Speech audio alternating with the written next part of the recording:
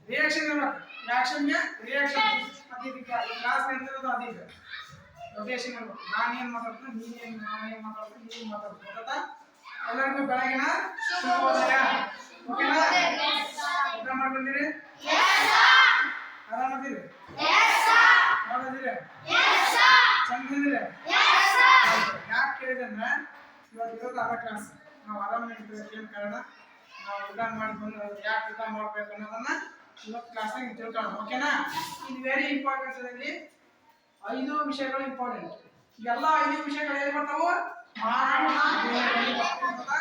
ಇದೇ ಒಂದು ಅಂಗ ಇದು ಒಂದು ಅಂಗ ಇದು ಒಂದು ಅಂಗ ಇದು ಒಂದು ಅಂಗ ಇದೊಂದು ಎಲ್ಲ ಅಂಗಗಳು ಸೇರಿ ಮಾನವ ದೇಹ ನಿರ್ಮಾಣ ಆಗಿದೆ ಗೊತ್ತಾ ವೆರಿ ಇಂಪಾರ್ಟೆಂಟ್ ಬರ್ತಕ್ಕಂಥದ್ದು ಇದೆ ಅದು ಹೃದಯ ನಿಮ್ಮ ಹತ್ರ ಐತಿ ಹೃದಯ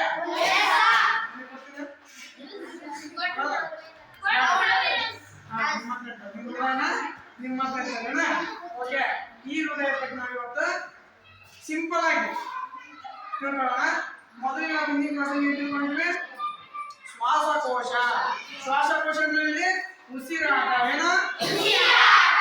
ಈ ಉಸಿರಾಟದ ಬಗ್ಗೆ ನಾವು ಹಿಂದಿನ ತರಗತಿ ತಿಳ್ಕೊಂಡಿದ್ವಿ ಈ ಶ್ವಾಸಕ್ರಿಯೆಯಲ್ಲಿ ಕೆಲಸ ಮಾಡ್ತಕ್ಕಂಥದ್ದು ಯಾವುವು ಶ್ವಾಸಕೋಶಗಳು ಎರಡು ಎಷ್ಟಿದಾವು ಎದೆಯ ಗೂಡು ಈ ಶ್ವಾಸಕೋಶ ಹೆಂಗ್ ನಡೀತಿದಪ್ಪ ಶ್ವಾಸಕ್ರಿಯೆ ಅಂದ್ರ ಮೊದಲು ನಾವು ಏನ್ ಮಾಡ್ತೀವಿ ಇಂಗಾಲ CO2 ಅನ್ನ ಎಷ್ಟು ಪರ್ಸೆಂಟ್ ತಗೊಂತೀವಿ ನಾವು ಆಮ್ಲಜನಕ ಎಷ್ಟು ತಗೊಂತೀವಿ O2 ನ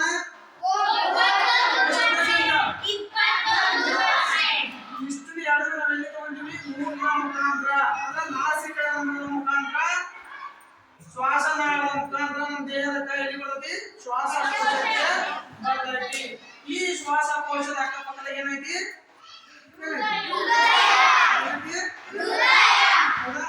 ಈ ಹೃದಯ ಐತಿ ಈ ಹೃದಯ ಇಲ್ಲಿ ಶ್ವಾಸಕೋಶದಿಂದ ಬರತಕ್ಕಂಥ ಗಾಳಿ ಏನಾಗ್ತದೆ ಹೃದಯಕ್ಕೆ ಶ್ವಾಸಕೋಶಕ್ಕೆ ಬಂದು ಇನ್ನೇ ಮಾಡೋದ್ರಿಂದ ನೇರ ಹೋಗ್ತೈತಿ ಹೃದಯಕ್ಕೆ ಹೋಗ್ತೈತಿ ಹೃದಯದಾಗ ಏನದ ಇಂಪಾರ್ಟೆಂಟ್ ಎರಡು ನಾಳಗಳು ಎಷ್ಟು ನಾಳಗಳು ಮುಖ್ಯವಾಗಿರ್ತಕ್ಕಂಥ ಎರಡು ನಾಳಗಳು ಒಂದು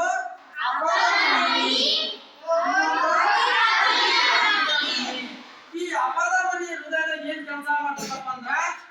ಆಮ್ಲಜನಕ ಯುಕ್ತ ರಕ್ತವನ್ನ ದೇಹಕ್ಕೆ ತಗೊಂಡು ಬರ್ತೈತಿ ಏನ್ ಮಾಡ್ತೈತಿ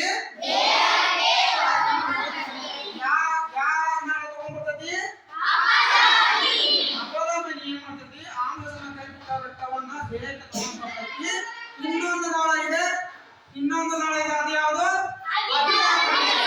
ಇದೇನ್ ಮಾಡ್ತದಪ್ಪ ಅಂದ್ರ ಇಂಗಾಲದ ಡೈಆಕ್ಸೈಡ್ ಯುಕ್ತ ರಕ್ತವನ್ನ ದೇಹದಿಂದ ಬರ್ತೈತಿ ಈ ಕೆಲಸವನ್ನು ಯಾರು ಮಾಡ್ತಾವ ಇಲ್ಲಿ ಎರಡು ಮಾಡ್ತಾವ ಒಂದು ಅಪಿಧಮನಿ ಮತ್ತೊಂದು ಅಪಧಮನಿ ದೇಹಕ್ಕೆ ಬರ್ತೈತಿ ಅಪಿಧಮನಿ ದೇಹದಿಂದ ಹೊರಗಡೆ ತಗೊಂಡ್ ಬರ್ತೈತಿ ಯಾವ್ದ ಆಮ್ಲಜನಕ ಯುಕ್ತ ರಕ್ತವನ್ನು ಇದು ತಗೊಂಡ್ ಬರ್ತೈತಿ ಇಂಗಾಲದ ಡೈಆಕ್ಸೈಡ್ ಯುಕ್ತ ರಕ್ತವನ್ನ ಅಪಿಧಮನಿ ವಾಪಸ್ ತಗೊಂಡ್ ಬರ್ತೈತಿ ಈ ರೀತಿಯ ಕ್ರಿಯೆ ನಡಿಬೇಕಾದ್ರಪ್ಪ ಬಾ ಒಳಗ ಬಾ ಸುಮ್ಮನೆ ಬರಕ್ಕೆ ಗೊತ್ತಾ ಈ ರೀತಿ ಕ್ರಿಯೆ ನಡಿಬೇಕೇನು ಎಲ್ಲ ವಿಡಿಯೋ ಪಾಸ್ ಮಾಡಿ ಏನಿಗೆ ಪಾಸ್ ಮಾಡಿಲ್ಲ ನೀ ಪಾಸ್ ಮಾಡಲ್ವಾ ನೀವು